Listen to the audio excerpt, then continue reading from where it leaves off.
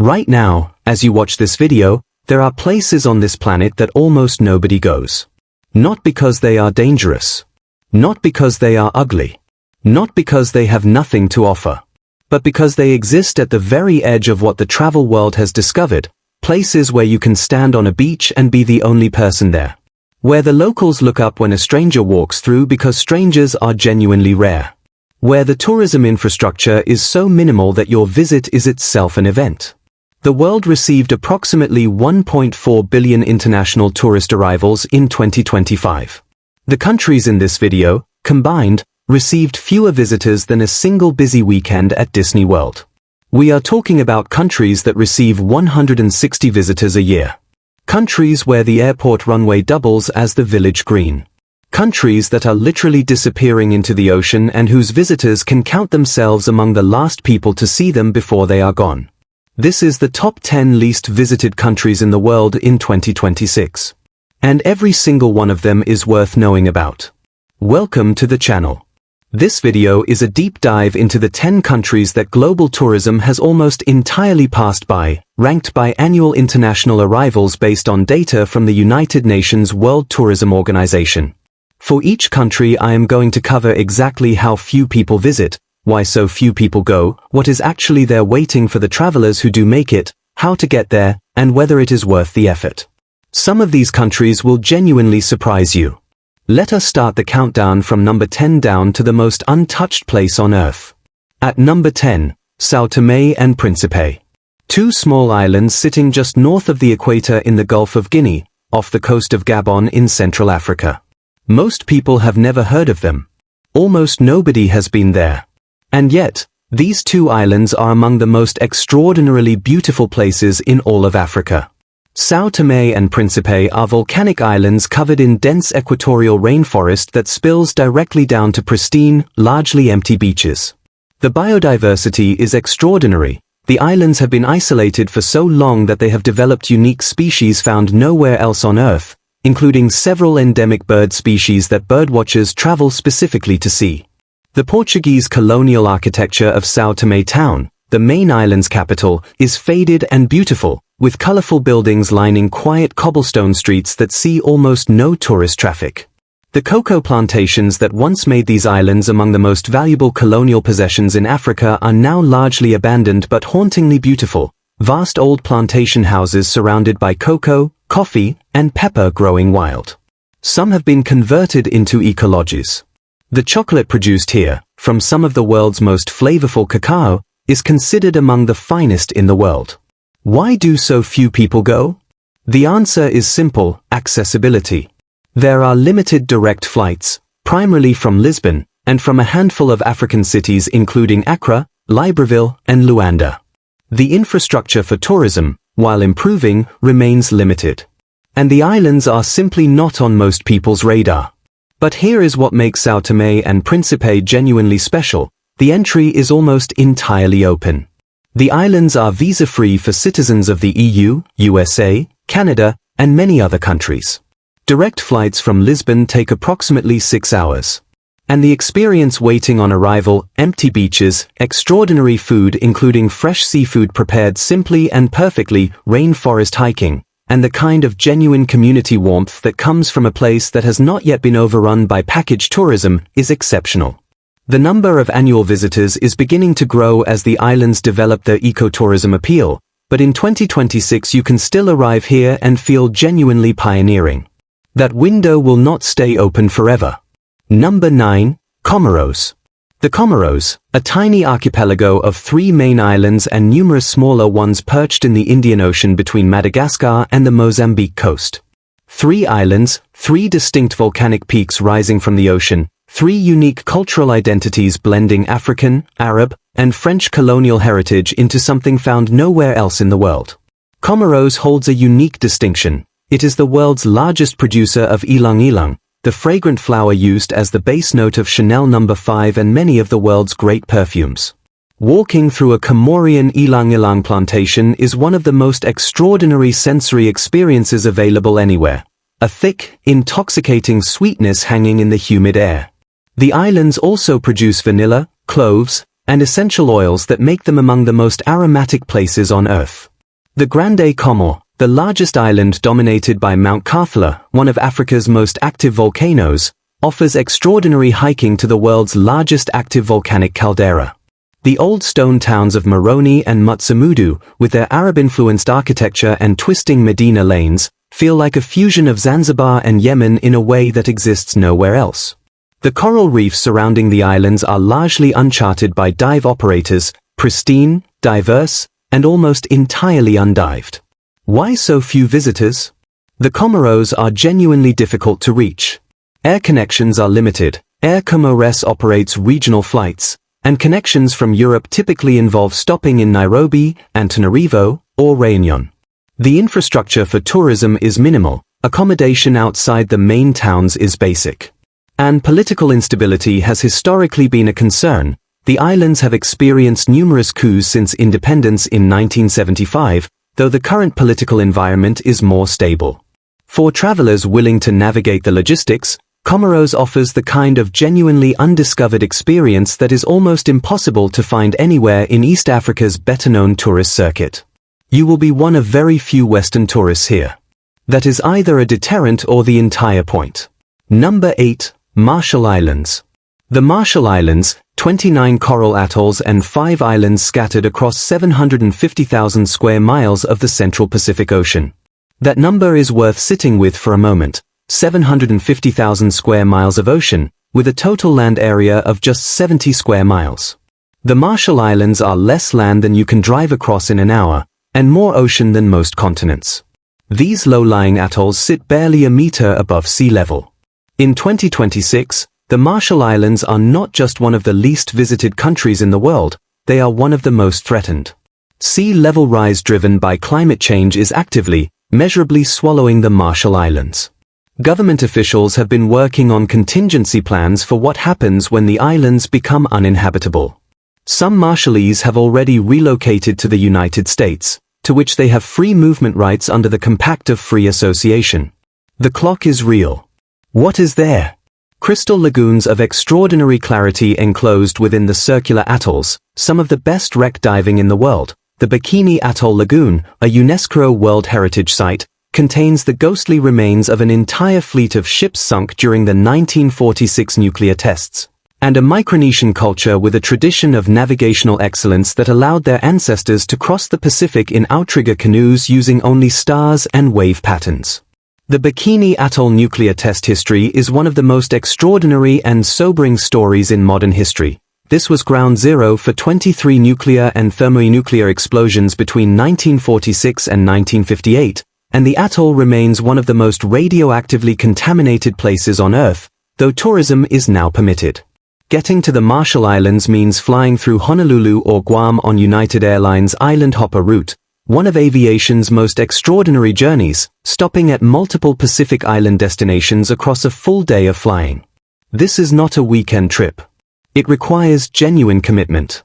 But if you go, you will stand on ground that is literally disappearing. You will see something that future generations will know only from photographs. There are very few travel experiences left on this planet that carry that kind of weight. Number 7. Kiribati, pronounced Kiribati, is the least visited country in the world according to the United Nations World Tourism Organization. A nation of 33 atolls and reef islands spread across 3.5 million square kilometers of the Central Pacific, an area roughly the size of the continental United States, with a total land area of just 811 square kilometers. The most dispersed nation on the face of the Earth. Kiribati is also the first country in the world that will be entirely submerged by rising sea levels if current projections hold. The highest point in Kiribati is 3 meters above sea level. King tide events already regularly flood the capital South Tarawa. The Kiribati government has purchased land in Fiji as a contingency for when the islands become uninhabitable. The president has described Kiribati's future as our Noah's Ark moment. This gives any visit to Kiribati an extraordinary emotional dimension. You are not just visiting a remote Pacific nation. You are visiting a country in the process of disappearing. The people you meet are living the consequences of decisions made by the industrialized world, decisions that their own country contributed almost nothing to, with a dignity and acceptance that is genuinely humbling. The islands themselves are breathtakingly beautiful in the way that only the most remote Pacific atolls can be, crystalline lagoons in shades of blue and turquoise that do not appear in any color palette you have seen before, fishing culture going back millennia, traditional canoe building and ocean navigation skills, and a pace of life that is the definition of unhurried. Getting here means flying to Tarawa from Fiji, Nauru, or Honolulu, an expensive and logistically complex journey. Accommodation on most islands is limited to basic guest houses. There are no international hotel chains, no resorts, no tourist infrastructure in any conventional sense. Kiribati does not particularly want mass tourism and has not built for it. But for the traveler who makes it, and very few do, the experience of standing on one of the Earth's most threatened landscapes, among its most dignified people, is something that does not leave you. Number 6. Nauru. Nauru. 21 square kilometers. Population approximately 10,000. Annual tourist arrivals, approximately 160 to 200 people. You are statistically likely to meet every tourist currently on the island during a week stay. Nauru is the third smallest country in the world, the smallest republic, and arguably the most unusual destination on this list, not because of natural beauty or cultural richness in the conventional sense, but because of what it represents, one of the most extraordinary and cautionary stories in modern economic history. In the 1960s and 1970s, Nauru was one of the wealthiest countries on Earth per capita. Its entire surface was essentially a single phosphate deposit, and the mining of that phosphate made Nauruan citizens fabulously rich. The Nauruan government invested in overseas properties, airlines, and infrastructure. Citizens did not need to work. The money seemed inexhaustible. It was not inexhaustible. By the 1990s the phosphate was largely exhausted, the investments had collapsed through mismanagement, and Nauru was left with a moonscape interior. 80% of the island's surface had been strip-mined to bare coral pinnacles, and a public health crisis from the sedentary, processed food diet that the oil boom lifestyle had generated. Nauru has one of the world's highest rates of obesity and type 2 diabetes. The island today operates largely on Australian aid and hosts Australia's offshore refugee processing centre, a facility that has generated significant international controversy. It is a destination that makes you think deeply about wealth, development, environmental destruction, and the consequences of decisions made in prosperity for the generations that follow. Visiting Nauru means flying on the Nauru Airlines service from Brisbane or from other Pacific Island connections. The airport is tiny. The accommodation is limited to a handful of basic hotels. The interior is a lunar landscape of coral pinnacles, genuinely extraordinary to walk through in its own surreal way. The reef, untouched by the phosphate mining that devastated the interior, is actually spectacular. And the Nauruan people, while accustomed to very few tourists, are welcoming to the handful who do arrive. If you are looking for conventional beauty, go elsewhere. If you are looking for one of the most thought-provoking destinations on Earth, Nauru is in a category entirely its own. Number 5. Tuvalu. Tuvalu. 9 low-lying coral atolls in the Central Pacific, each rising barely a meter above the sea. Total population, 11,000. Total land area, 26 square kilometers, smaller than Manhattan. The country is served by twice-weekly flights from Fiji on Fiji Airways. The runway at Funafuti, the capital, doubles as the village green when aircraft are not landing. Children play cricket on it. Families hold community events on it. The airport is closed and the runway becomes a public space. Tuvalu is quietly, steadily, inexorably disappearing. King tide events flood Funafuti multiple times a year. Saltwater intrusion is destroying the freshwater lens beneath the atolls that the population depends on for drinking water. The Tuvaluan government signed an agreement with Australia in 2023 giving Tuvaluans special visa rights to live in Australia as sea level rise makes their islands uninhabitable, the first climate migration agreement of its kind in history. Tuvalu may be among the first countries in the world to cease to exist as a physical territory within decades. And yet, Tuvalu is also one of the most quietly beautiful places on Earth. The lagoon at Funafuti is an extraordinary shade of blue. The fishing culture is ancient and still entirely practiced. The pace of life is genuinely unlike anywhere you have been. There are no hotels of any international standard. Accommodation is in family-run guest houses. There are no tourist attractions in the conventional sense. The point of Tuvalu is not what you see. It is the experience of being somewhere that almost no one else has been, among people facing something almost no one else is facing, with a grace and community resilience that is genuinely extraordinary. Why go? Because in 20 or 30 years, Tuvalu as a physical place may not exist. The people who visit now are among the last who will ever be able to say they stood on this ground. That is either too melancholy to bear or the most compelling reason to go you have ever heard. For a certain kind of traveler, it is the latter. Number 4, Niue. Niue, pronounced Niue, is a raised coral island in the South Pacific, about 2,400 kilometers northeast of New Zealand. It is one of the world's largest coral islands and one of its least visited countries. The total population is approximately 1,600 people, making it one of the world's least populated self-governing territories. There are more people in many large apartment buildings than live on the entire island of Niue. What Niue offers, however, is extraordinary.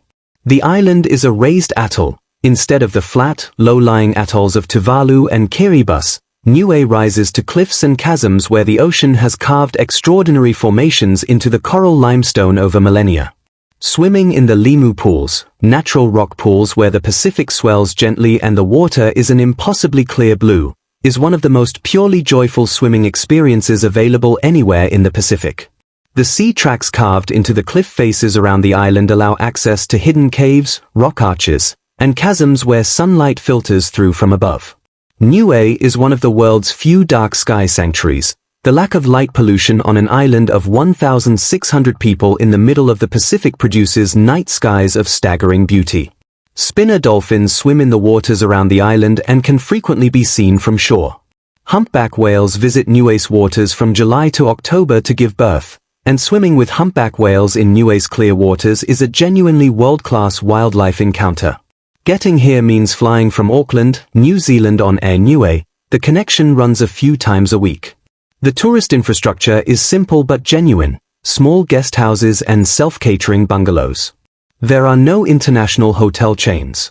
There is no traffic. The island has one main road and vehicles are almost exclusively bicycles and small motorbikes. Niue specifically markets itself on what it does not have: crowds, queues, traffic lights, or a frantic pace. In 2026, when over-tourism is genuinely distorting the travel experiences of Europe's most popular destinations, there is something almost radical about a place that simply does not have those problems. Number 3, Solomon Islands. The Solomon Islands, an archipelago of nearly 1,000 islands in the South Pacific, east of Papua New Guinea. One of the most biodiverse places on Earth. Home to World War II history of extraordinary depth. And one of the least visited countries in the world. The Solomon Islands were the site of some of the most brutal fighting of the Pacific theater of World War II. The Battle of Guadalcanal in particular, fought between August 1942 and February 1943, was one of the most significant and costly battles of the entire war. The waters around Guadalcanal are called Iron Bottom Sound because of the extraordinary number of warships, American and Japanese, sunk there. Those wrecks are now among the world's most extraordinary and historically significant dive sites, some of the best preserved and most accessible wartime dive sites anywhere on Earth. Above the waterline, the Solomons offer a biodiversity that rivals anything in Southeast Asia: dense jungle, endemic bird species, river systems that have never been mapped, and traditional village cultures that have maintained their practices with little external influence. The Langa Langa Lagoon contains artificial islands built entirely from coral stones by hand, some constructed over several generations, that have been inhabited for centuries. This is architecture and culture with no parallel anywhere else in the Pacific. Why so few visitors? The Solomons are genuinely difficult to access, limited flights, primarily connecting through Brisbane or Port Moresby. Infrastructure outside the capital Honiara is very limited. Accommodation on most islands is basic. And the political environment has had periods of instability, though the main tourist areas have generally remained accessible and safe. For divers specifically, the Solomons represent one of the last truly frontier dive destinations in the world, remarkable biodiversity, extraordinary wreck diving, and almost no other divers in the water. The combination of history, biodiversity, and genuine remoteness makes the Solomons one of the most rewarding destinations for adventurous travelers who are willing to put in the logistical effort. Number 2. Federated States of Micronesia. The Federated States of Micronesia, 4 states spread across the Central Pacific, each an archipelago of islands and atolls with its own distinct culture and character. Pohnpei, Kosrae, Chuuk, and Yap.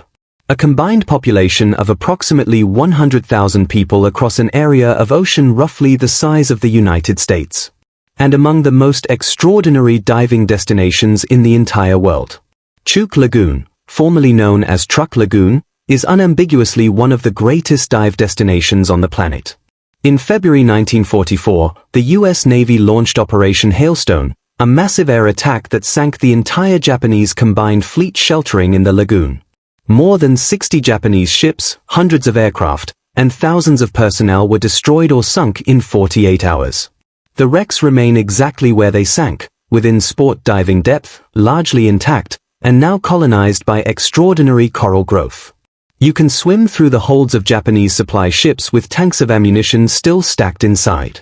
You can explore aircraft cockpits. You can see the ghostly outlines of destroyer bows rising from the coral. It is one of the most profoundly affecting dive experiences available anywhere in the world, combining extraordinary marine life with living history. Yap, another of Micronesia's 4 states, is famous for something entirely different: manta rays and stone money. Yap's channels host seasonal aggregations of oceanic manta rays that draw divers from around the world, and which you will share with very few other divers given how rarely people come.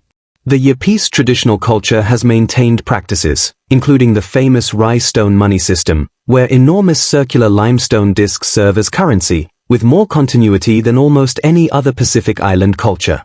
Getting to Micronesia means flying on United Airlines Island Hopper route from Honolulu or Guam, a journey of genuine logistical commitment that takes a full day. Pohnpei specifically is documented as one of the rainiest inhabited places on Earth. The lush vegetation that this produces is extraordinary.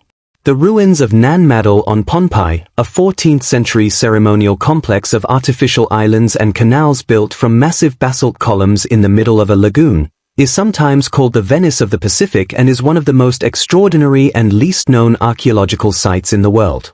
Number 1. Tuvalu, fighting for last place. And at the very bottom of the global tourism statistics, with approximately 160 tourist arrivals per year, Nauru holds the extraordinary and sobering distinction of being the least visited country on Earth that is open to tourism. But I want to close this video not on a statistic, but on a thought. Every country on this list is least visited for a reason. Some are remote. Some are expensive to reach. Some lack conventional tourist infrastructure. But not one of them is without something genuinely extraordinary to offer. The Marshall Islands have history that shaped the entire nuclear age. Kiribati is living the consequences of climate change before anyone else. Niue has night skies that most people on Earth will never see. The Solomon Islands have some of the most profound dive sites in the world. Nauru is a story about wealth, hubris, and consequence that every economist and every government should study. The least visited places in the world are not visited because travel is hard, expensive, or unfamiliar. They are visited by the people who have decided that those things are not obstacles, they are the point. The effort is the experience. The rarity is the value. The absence of other tourists is not a sign that something is missing. It is a sign that something extraordinary has been found. And that is your top 10 least visited countries in the world in 2026, from São Tomé and Príncipe at number 10 to Nauru at number 1. These are the places that the travel industry has not commodified, the Instagram algorithm has not discovered, and the package holiday market has not reached. They are extraordinary for exactly those reasons. If this video opened your eyes to places you had never considered, give it a thumbs up and share it with the most adventurous traveler you know. Subscribe for more global travel content covering destinations from the world's most visited to its most remote. And drop a comment telling me which of these 10 destinations you would most want to visit, and why. I read every single one. See you in the next video.